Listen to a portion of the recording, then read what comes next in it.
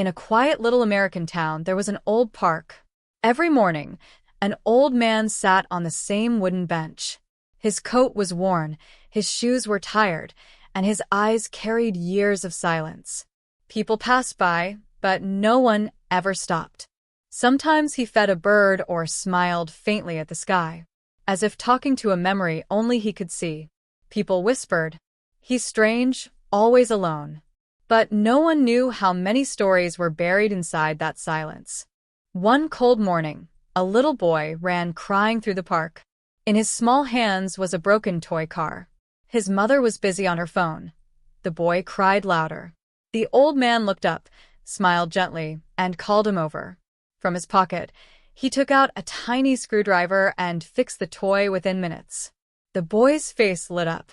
"Thank you, mister," he said, hugging him tightly before running away. For the first time in years, the old man smiled, truly smiled. That small child had just repaired something far more broken than a toy, his heart.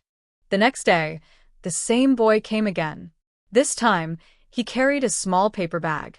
Inside were 2 cookies and a note that said, "For fixing my car, you're my friend." The old man's hands trembled as he read it. No one had called him friend in years. From that day on, the boy came every afternoon. He talked, laughed, and told stories. Slowly, people began noticing the old man. Some waved, some sat beside him. That bench, once a symbol of loneliness, had turned into a small corner of love and warmth.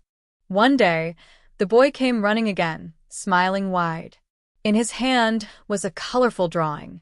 It showed the park bench, 2 stick figures, one old, one small.